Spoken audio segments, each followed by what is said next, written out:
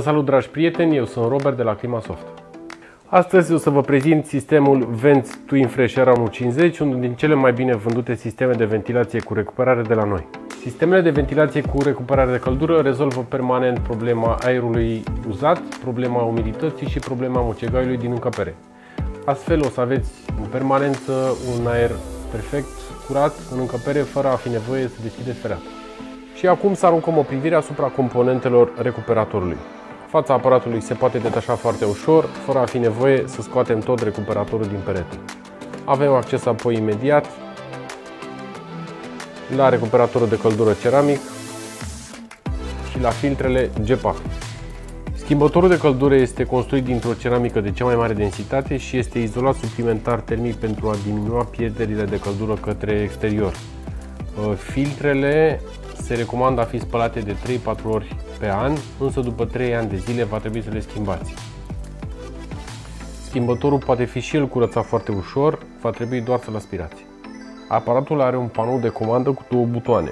De la primul buton de sus reglăm viteza de rotație a ventilatorului, iar de la al doilea buton reglăm modul de funcționare. Pe prima poziție aparatul evacuează aerul, pe a doua poziție setăm modul de funcționare de recuperare și pe a treia poziție aparatul aduce aer proaspăt de afară. Mare atenție, telecomanda funcționează doar dacă cele două comutatoare sunt setate pe poziția 0. Telecomanda pe care o avem aici are butonul firesc de pornit-oprit, 3 butoane pentru selectarea vitezei de rotație a ventilatorului și 2 butoane pentru comutarea funcționării. În partea din stânga comutăm sistemul să funcționeze pe modul de recuperare, adică modul normal, și în partea dreaptă comutăm sistemul să funcționeze doar pe evacuare. Următorul rând de butoane este pentru funcționarea temporară. Butonul din stânga este pentru Party Mode, așa l-au denumit cei de la Vents. Asta înseamnă că pentru timp de 4 ore ventilatorul va funcționa pe turație maximă. Iar butonul din dreapta este pentru Sleep Mode. Asta înseamnă că pentru timp de 8 ore ventilatorul va funcționa pe turație minimă, fără a produce vreun zgomot semnificativ. În exterior, aparatul are de asemenea o grilă detașabilă, care este construită special pentru a ne proteja de intemperii, vânt, ploaie sau ninsori și are de asemenea un tratament acustic pentru a reduce zgomotul din exterior. Recuperatorul de căldură Vents are un consum de energie extrem de redus, de la 4,5W la viteză minimă până la 7W la viteză maximă. Asta înseamnă aproximativ 50% din consumul unui bec economic.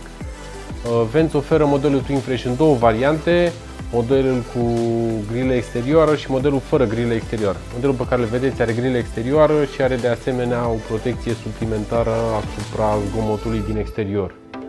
Modelul acesta este mai silențios și este mai potrivit pentru aplicații casnice. Modelul fără grilă este mult mai potrivit pentru aplicații comerciale sau industriale. Montajul recuperatorului poate fi gata mai puțin de 30 de minute dacă apelați la o echipă specială care are în dotare un echipament de carotare. Echipă pe care vă putem recomanda și noi. Pe Climasoft găsiți multe alte recuperatoare pe stoc, așa că nu ezitați să ne contactați. Vă salut!